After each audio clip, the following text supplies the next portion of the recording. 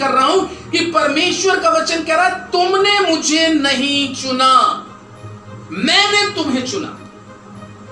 जब परमेश्वर किसी को भी चुनता है तो याद रखिएगा कि परमेश्वर इस यूहन्ना 15:16 के अनुसार वो उसको किसी भी स्थिति में, किसी भी परिस्थिति में, किसी भी हालात के अंदर में वो परमेश्वर नहीं छोड़ता, क्योंकि जब परमेश्वर चुनता है। लेकिन जब इंसान परमेश्वर को चुनता है तो उसके जीवन में कुछ हालात, परिस्थितियां आती हैं। कई बार हमने अपनी इस मिनिस्ट्री के अंदर में कई वर्षों में क्या देखा है, लोगों को बैकस्लाइड होता हुआ, पीछे हटता हुआ देखा है। क्यों हटता हुआ देखा है?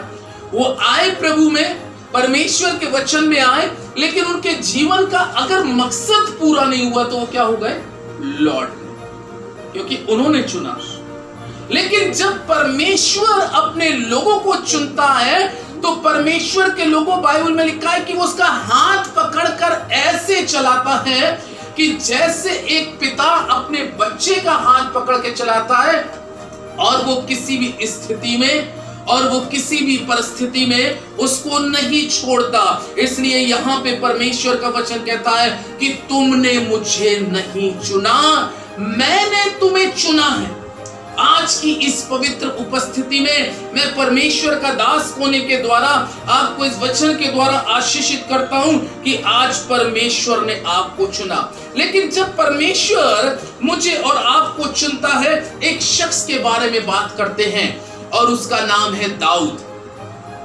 भजन संहिता की पुस्तक उसका 78 अध्याय अगर हम देखें तो यहाँ पे परमेश्वर का वचन दाऊद के बारे में एक बहुत उम्दा बात कहता है।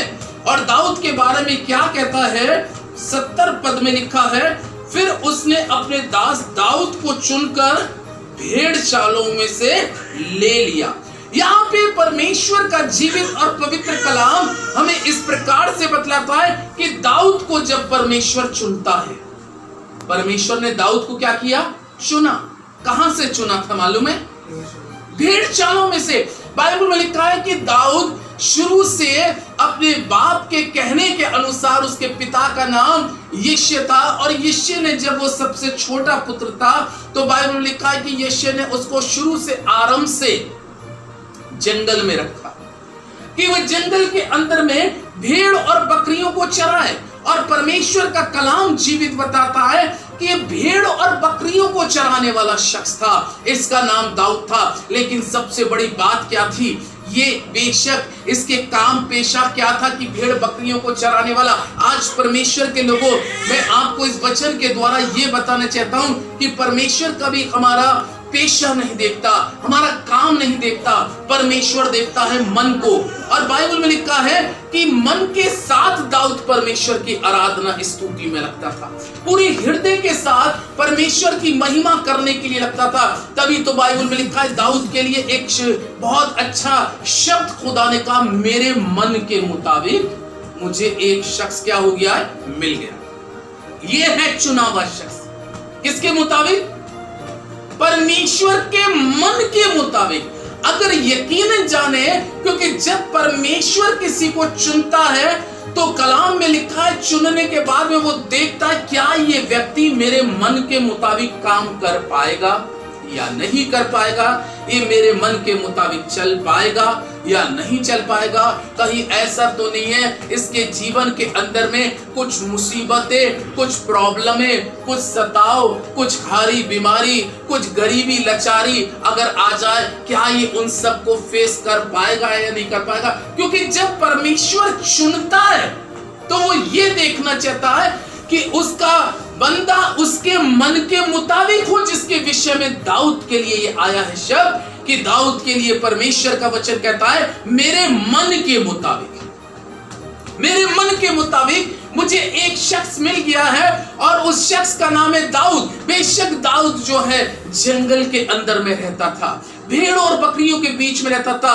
कलाम में लिखा है दाऊद के सारे भाई अपने पिता के घर में रहते थे, एक ऐश आराम भरी जिंदगी में रह रहे थे, लेकिन दाऊद एक परिश्रम भरी जिंदगी में। सबसे बड़ी बात है कि आप जो परिश्रम कर रहे हैं, चाहे आप संसारिक परिश्रम कर रहे हैं, दाऊद को हम देखें वो संसारिक परिश्रम के साथ यानी कि भेड़ और बकरियों को अपने पिता की चराने के साथ साथ वो आत्मिक परिश्रम भी कर रहा था। हालेलुया, वो आत्मिक परिश्रम भी कर रहा था और परमेश्वर उसके आत्मिक परिश्रम को देख रहा था। संसारिक परिश्रम तो अगर मैं आपको बताऊं, इस संसार के अंदर में संसारिक परिश्रम तो सभी करते हैं, संसारिक परिश्रम तो सभी करते हैं। अगर संसारिक परिश्रम की बात करूं तो एक दिन के अंदर में लगभग इंसान 6 घंटे की ड्यूटी या 8 घंटे की ड्यूटी तो मिनिमम करता है।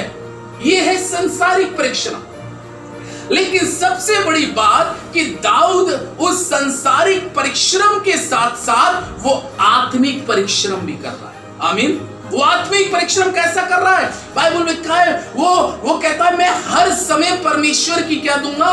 दुहाई दूंगा। वो जंगल में भेड़ और बकरियों को चरा रहा है, वो परमेश्वर की दुहाई दे रहा है। वो एक दिन के अंदर में कलाम कहता है कि वो 7 बार परमेश्वर की आराधना स्तुति करने वाला व्यक्ति है। वो परमेश्वर के विषय में लिखा है कि वो कहता है मैं भोर को उठकर परमेश्वर की दुहाई दूंगा और मेरी दुहाई परमेश्वर के कानों तक पहुंचेगी।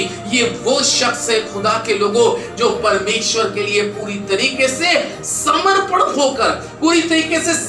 होकर अपने जीवन को चला रहा है। और तब परमेश्वर ने दाऊद की जिंदगी को जब देखा तो दाऊद को देखकर खुदा का हृदय प्रेम से भर गया। आज मेरी और आपकी जिंदगी को देखकर सबसे बड़ी चीज है कि परमेश्वर का हृदय प्रेम के साथ भरना बहुत जरूरी है। अगर जिस घड़ी उसका हृदय मेरे और आपके लिए प्रेम से भर जाएगा, उसी घड़ी परमेश्वर ने दाऊद को जब देखा तो दाऊद के प्रति उसका हृदय भर गया, प्यार से भर गया और उसने कहा ये वो शख्स है जिसको मैं चुनूंगा और ये मेरी भेड़ों को, इज़राइल की भेड़ों की चरवाही करेगा। और बाइबल में लिखा है यूं तो उसके और भाई थे लेकिन उसमें से वो कोई चुना नहीं गया। कलाम में लिखा है शमूएल उनके घर पे गया, यज्ञ किया, लेकिन बाइबल में क्या लिखा है यिशै ने अपने सारे बेटों को बैठाया लेकिन उसमें दाऊद नहीं था। तब खुदा ने शमूएल से कहा इससे पूछ क्या तेरा कोई और बेटा और है? उसने कहा एक बेटा है जो जंगल में, उसने कहा उसको बुला ले क्योंकि मैंने दाऊद को क्या कर लिया है? चुन लिया। दाऊद को मैंने चुन लिया। और परमेश्वर के लोगों दाऊद को उसने कहां से चुना? 70वें पद में लिखा है, भजन संहिता 78 के 70 पद में, फिर उसने अपने दास दाऊद को चुनकर भेड़शालाओं में से लिया। यानी कि देखिए परमेश्वर ने उसको कौन सी जगह से निकाला है? भेड़शाला के अंदर से, जहां पे भेड़ों के बीच में रहने वाला। खुदा के लोगों, मेरा कहने का तात्पर्य है इस वचन के द्वारा कि परमेश्वर कोई सी भी जगह पर आपका मन, किसी भी जगह पर आपका मन परमेश्वर को भा जाए, उस जगह से परमेश्वर अपने बंदे और अपनी बंदी को चुन लेता है। और दाऊद को उसने उस जगह से चुनकर, कलाम में लिखा है कि दाऊद को भेड़शाला में से चुना। दाऊद को भेड़शाला में से चुनकर उसने निकाला। और बाइबल में लिखा है कि दाऊद जीवन में ये वो चुना हुआ शख्स है। बाइबल में लिखा है इसने बहुत बड़ा सैक्रिफाइस किया है, इसने बहुत दुख उठाया है। कलाम में लिखा है उस वक्त का राजा शाऊल इसका दुश्मन बन गया, इसको पूरी तरीके से मारने की सोचता था। ये इसने अपने जीवन के अंदर में, बाइबल में लिखा है, ये दुख उठा उठाकर एक चुना हुआ व्यक्ति दुख उठाकर पीड़ा उठाकर सैक्रिफाइस करता है अपने खुदा के लिए। और कलाम में लिखा है प्रभु के लोगों, शाऊल इसको मारने का प्रयास करता था कि मैं इसका अंत कर दूं, लेकिन बाइबल में लिखा है उसके चुने हुए को कौन छू सकता है? उसके चुने हुए को कौन छू सकता है? और दाऊद को जब उसने इज़राइल की में से चुना, भेड़शालाओं में से चुना, और बाइबल में लिखा ये दाऊद 40 वर्ष तक चुनकर इजराइल के ऊपर में राज करता रहा। हालांकि इसने संसारिक रीति से बहुत सैक्रिफाइस किया, दुख भी उठाया। यशाया 48 में अगर हम एक पद को और देखें, यशाया की पुस्तक उसका 48 अध्याय के अंदर में और उसके 10वें पद के अंदर में एक बहुत अच्छी बात आई है। देख, मैंने तुझे निर्मल तो किया, परंतु चांदी के समान नहीं, मैंने दुख की भट्टी में परख कर तुझे क्या कर लिया, चुन लिया। कौन सी भट्टी में थे? दुख की भट्टी में। मैंने और आपने कई बार बहुत सी भट्टियां देखी होंगी, लेकिन यहां पर परमेश्वर का पवित्र वचन इस प्रकार से कहता है कि मैंने तुम्हें दुख की भट्टी में से क्या कर लिया, चुन लिया। परमेश्वर के लोगों, ना जाने परमेश्वर किस वक्त और किस घड़ी आपको और मुझको चुन ले, मैं नहीं कह सकता। और लेकिन चुनने के बाद में उसके चुने हुए को बहुत दुख और पीड़ा उठानी पड़ती है, उसके चुने हुए को बहुत कष्ट उठाना पड़ता है, उसके चुने हुए को बहुत कुछ झेलना पड़ता है। यहाँ तक कि यशाया नबी की पुस्तक में इस प्रकार से कहता, देख मैंने तुझे निर्बल तो किया, परंतु चांदी के समान मैंने दुख की भट्टी में परख कर तुझे क्या कर लिया, चुन लिया। दुख की भट्टी, कई बार एक चुना हुआ व्यक्ति बहुत बड़ा एक सैक्रिफाइस करता है, बहुत पीड़ा उठाता है, दुख उठाता है, लेकिन परमेश्वर उस घड़ी देख रहा होता है।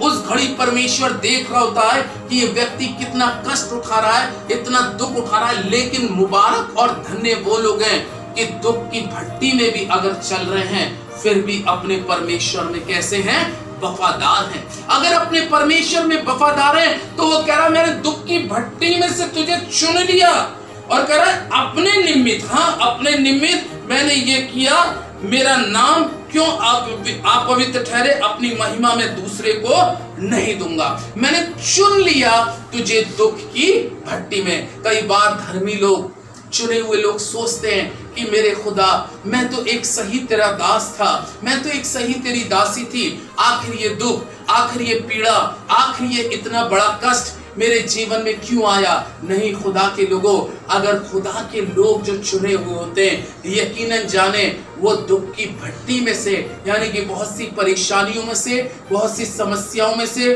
और बहुत सी पीड़ाओं में से होकर गुजरते हैं, लेकिन जब वो उसमें से खरे निकल के बाहर आते हैं तो उनका औधा और क्या हो जाता है, बढ़ जाता है। खुदा उनके औधे को बढ़ाता है। खुदा के लोगों, ये परमेश्वर का कलाम है। परमेश्वर इस वचन पर आशीष दे। आमीन।